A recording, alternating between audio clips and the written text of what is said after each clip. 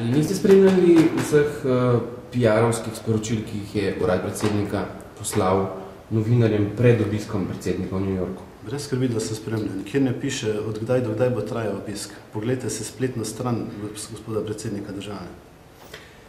Glede financiranja navedenega obiska, mislite, da je to spet morda kaj spornega v tem?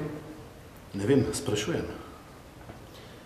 Kaj pa, če bi ta vsa vprašanja postavili uradu predsednika republike?